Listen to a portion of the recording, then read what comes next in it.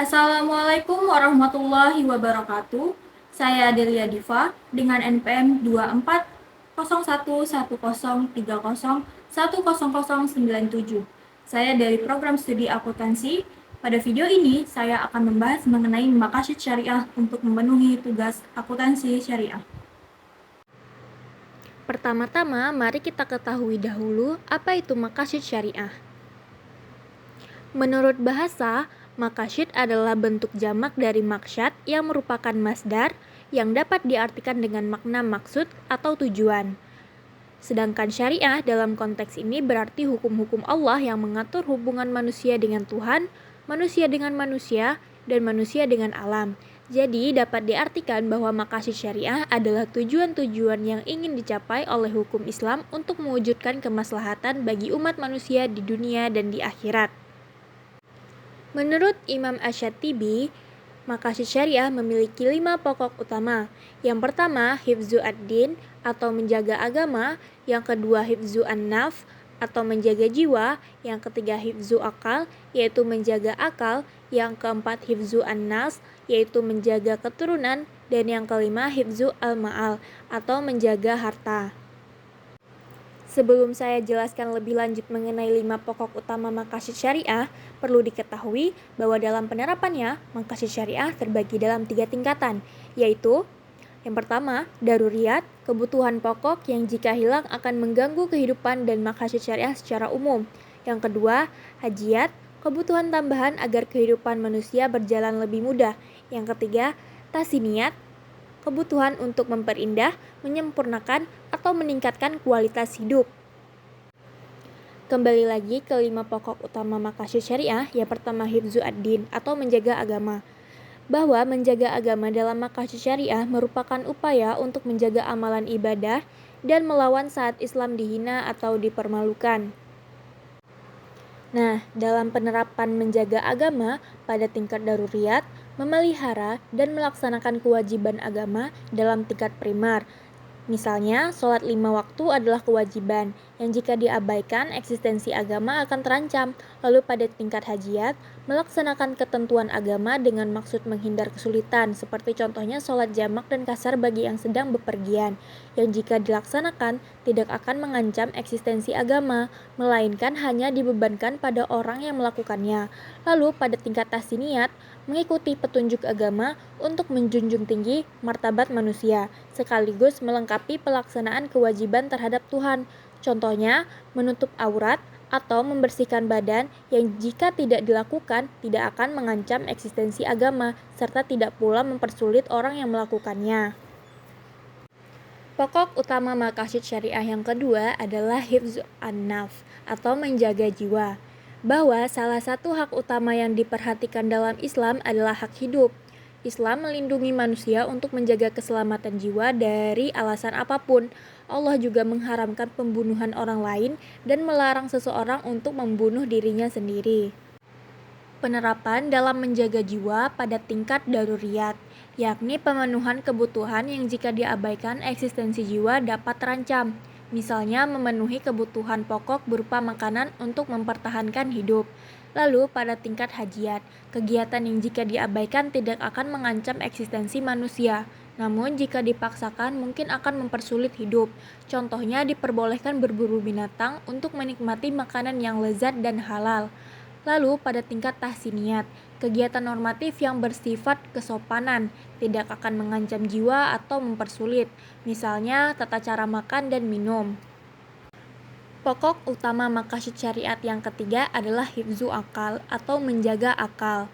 Akal adalah sesuatu yang membedakan manusia dengan makhluk lainnya. Inilah salah satu yang menyebabkan manusia menjadi makhluk dengan penciptaan terbaik dibandingkan yang lainnya. Akal akan membantu manusia untuk menentukan mana yang baik dan buruk. Penghargaan Islam terhadap peran akal terdapat pada orang yang berilmu, yang mempergunakan akalnya untuk memikirkan ayat-ayat Allah. Penerapan dalam menjaga akal pada tingkat daruriyat, jika tidak diindahkan akan mengancam eksistensi akal. Misalnya, diharamkan meminum minuman keras. Pada tingkat hajiyat, jika dilakukan tidak akan merusak akal, namun akan mempersulit diri seseorang, misalnya anjuran untuk menuntut ilmu pengetahuan.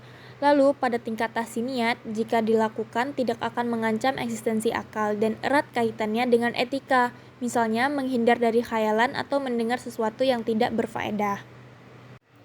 Pokok utama maqasid syariat yang keempat adalah hifzu an-nafs atau menjaga keturunan.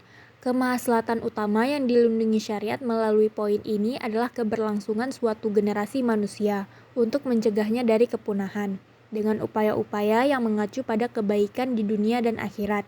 Salah satu poin penting dalam sebuah pernikahan adalah lahirnya generasi penerus yang diharapkan dapat berkontribusi lebih baik.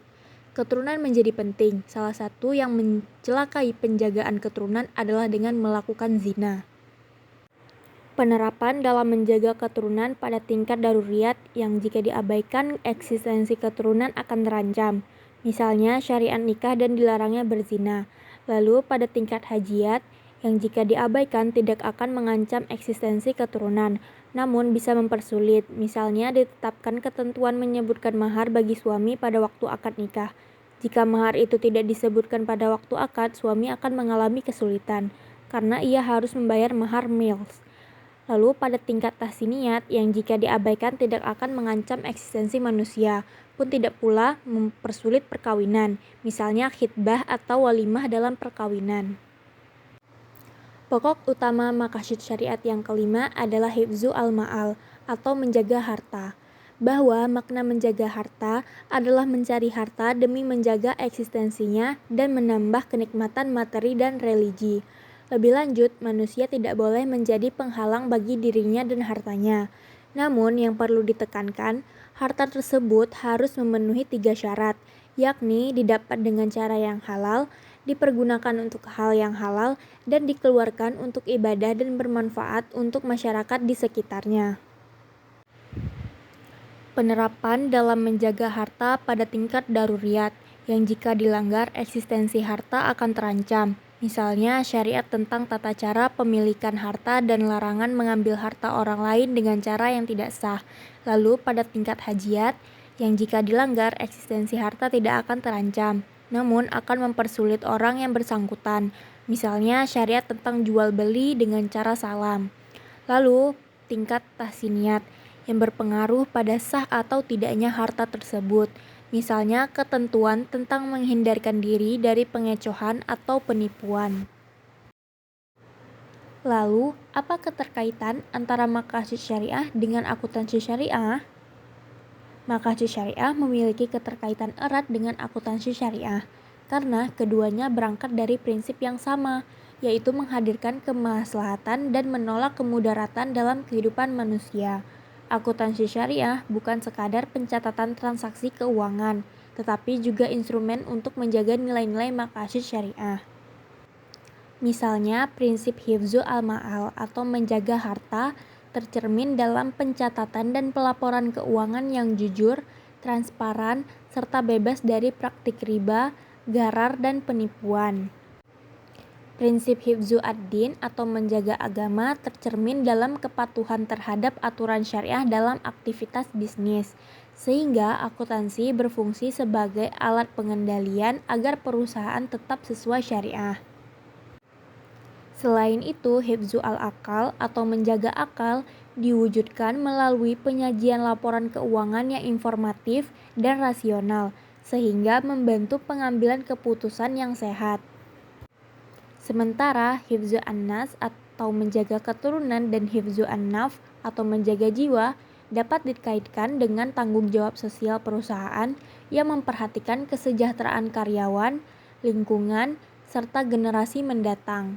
Dengan demikian, akuntansi syariah tidak hanya memenuhi fungsi teknis pencatatan, tetapi juga menjadi sarana untuk menerapkan maqasid syariah dalam ranah ekonomi dan bisnis. Sekian video dari saya. Mohon maaf jika ada kesalahan. Terima kasih telah menonton.